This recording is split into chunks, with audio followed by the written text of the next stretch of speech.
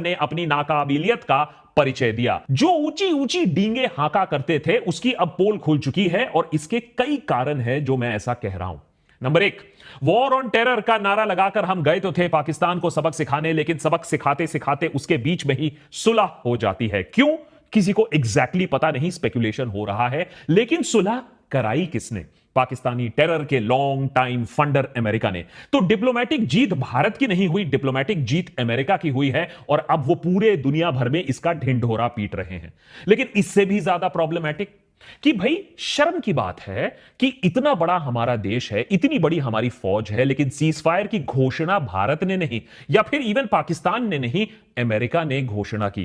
Trump ने दुनिया को बता दिया कि असली पॉपो कौन है, वॉर किसने रुकवाई है। और पिछले 3 दिनों में ट्रंप ने बार बार हमें जलील किया है इंटरनेशनल फोरम में, भारत को एक छोटा बच्चा दिखाकर।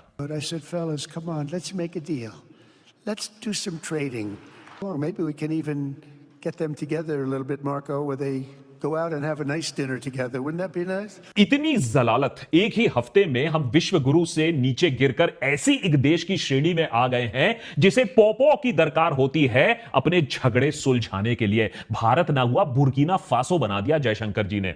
वैसे तो ट्रंप के इनॉग्रेशन में फ्रंट रो में बैठे थे जयशंकर जी, लेकिन समय आने पर जब दरकार पड़ी तो पाकिस्तान को एक फटकार भी नहीं लगवा पाए अमेरिका द्वारा। नंबर 3, जिस फॉल्स इक्विवेलेंस के साथ एक झटके में कश्मीर का मुद्दा आज इंटरनेशनलाइज हो गया है, India Pakistan Kashmir international. Trump ने कहा है कि अब वो सुलझाएंगे हजारों साल पुराना, मैं नहीं कह रहा हूं, उनकी वाणी है, हजारों साल पुराना कश्मीर का मुद्दा।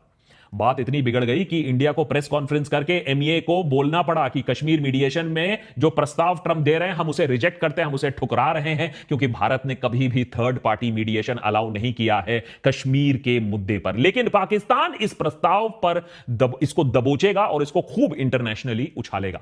नंबर 4, जहां हमने अपने इंटरनेशनल लीवरेज, अपने कॉन्टैक्ट्स, अपने गुडविल, अपने विश्व गुरु होने का इस्तेमाल करके पाकिस्तान को आइसोलेट करना था, वही ऑपरेशन सिंदूर के बाद हमने अपने आप को आइसोलेटेड पाया। पूरी दुनिया भर में टेरर की निंदा करने वाले तो बहुत लोग मिल गए, लेकिन पाकिस्तान पर उंगली उठाकर भारत के साथ कंधे से कंधा मिलाकर चलने वालों की संख्या शायद 0 के बराबर ही रह गई। और नंबर 5, दुनिया का 5वां सबसे बड़ा economy, voice of the global south, अपने आप को विश्व गुरु कहला देने वाला भारत इतना भी क्लाउट नहीं दिखा पाया कि चलो आईएमएफ का लोन पाकिस्तान को दिलवाने से हम नहीं रुकवा सकते हैं, कुछ हफ्तों के लिए डिले ही करवा दो, एक प्रेशर तो करो पाकिस्तान पर, हमारे फोर्सेस को मदद करो, डिप्लोमेटिक एक प्रेशर बनाकर पाकिस्तान के ऊपर। लेकिन वहां भी हम फेल